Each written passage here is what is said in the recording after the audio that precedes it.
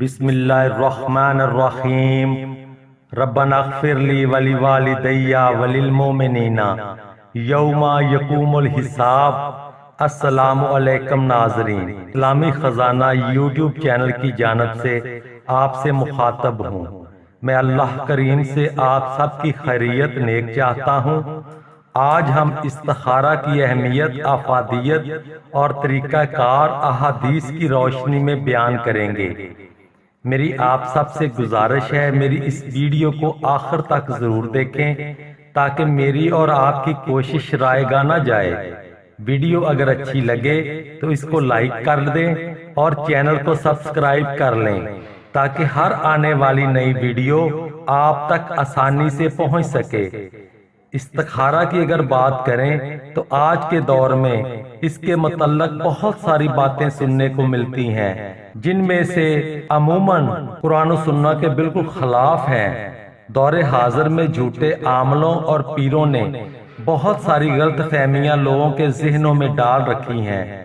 کوئی استخارہ کو مستقبل کو جاننے کے لیے استعمال کر رہا ہے، کچھ لوگ آن لائن استخارہ کر کے لوگوں کو بیوقوف بنا رہے ہیں، کوئی تسبیح کے دانوں سے استخارہ کر رہا ہے تو کوئی قرآن کریم کو سامنے رکھ کر استخارہ کر رہا ہے۔ یہ تمام طریقے قرآن و سنت اور احادیث سے ثابت نہیں ہوتے۔ نیز احادیث مبارکہ سے معلوم ہوتا ہے کہ جس شخص کی حاجت ہو وہ خود استخارہ کرے۔ نبی کریم صلی اللہ علیہ وآلہ وسلم اصحابہ کرام رضی اللہ عنہ کو استخارے کا طریقہ اس اہتمام سے تعلیم فرماتے جیسے قرآن کریم کی سورت یا آیت، اور صحابہ کرام رضی اللہ عنہ کی زندگی سے بھی یہ بات معلوم ہوتی ہے کہ وہ حضور اقدس صلی اللہ علیہ وسلم سے اپنے امور میں مشورہ تو لیتے تھے، لیکن آپ صلی اللہ علیہ وسلم سے استخارہ نہیں کرواتے تھے۔ حالانکہ نبی کریم صلی اللہ علیہ وسلم سے مقدس و برگزیدہ کوئی فرد بشر نہیں ہو سکتا، نیز اس وقت وحی بھی نازل ہوتی تھی جس کی روشنی میں خیر و شر یقینی طور پر معلوم ہو سکتا تھا، لیکن نبی کریم صلی اللہ علیہ وآلہ وسلم نے صحابہ کرام رضوان اللہ علیہ اجمعین کے واسطے آنے والی پوری امت کی تربیت اس نہج پر فرمائی کہ ہر فرد امت اللہ تعالیٰ سے خود تعلق قائم کرے اور مہربان رب سے ہر شخص اپنی حاجت مانگنے کے ساتھ خود ہی خیر کا خواستگار ہو۔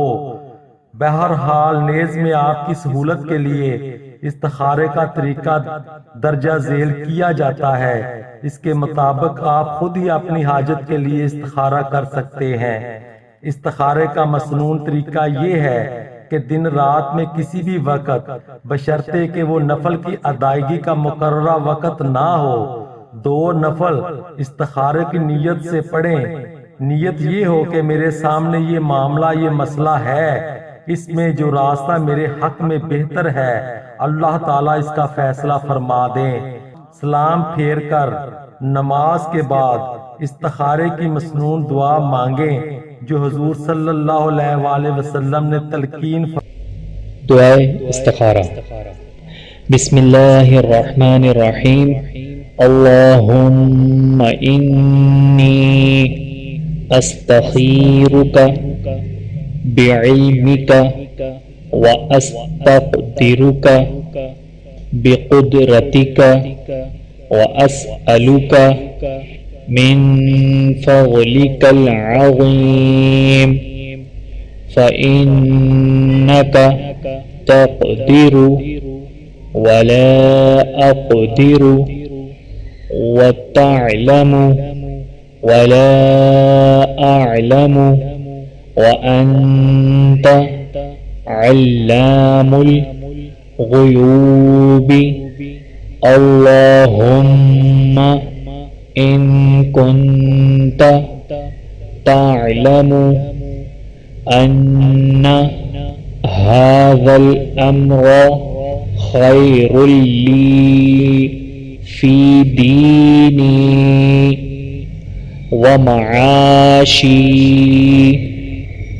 وعاقبة أمري فاقدره لي ويسره لي ثم بارك لي فيه وإن كنت تعلم أن هذا الأمر شر لي في ديني ومعاشي وعاقبة أمري فاصرفه عني واصرفني عنه واقدر لي الخير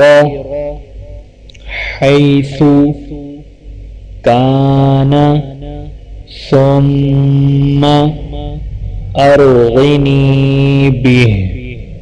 دعا کرتے وقت جب حاضہ امر پر پہنچے تو اگر عربی جانتا ہے تو اس جگہ اپنی حاجت کا تذکرہ کرے، یعنی حاضہ امر کی جگہ اپنے کام کا نام لے، مثلا حاضہ سفر یا حاضہ النکاح یا حاضہ تجارتا یا حاضہ بھی کہے. اگر عربی نہیں جانتا تو حاضہ امر کہہ کر دل میں اپنے اس کام کے بارے میں سوچے جس کے لیے استخارہ کر رہا ہے. استخارے کے بعد جس طرف دل مائل ہو وہ کام کرے. اگر ایک دفعہ میں قلب اطمینان نہ ہو تو 7 دن تک یہی عمل دہرائے، انشاءاللہ خیر ہوگی. استخارے کے لیے کوئی وقت خاص نہیں، البتہ بہتر یہ ہے کہ رات میں سونے سے پہلے جب یکسوئی کا ماحول ہو تو استخارہ کر کے سو جائے، لیکن خواب آنا ضروری نہیں ہے. نماز کی پابندی اور صدقہ دیتے رہیں، صدقہ بند دروازے کھول دیتا ہے. اللہ تعالیٰ آپ کو اور مجھے آقا کائنات کے نقش قدم پر چلنے کی توفیق عطا کرے. آمین ثم آمین. شکریہ.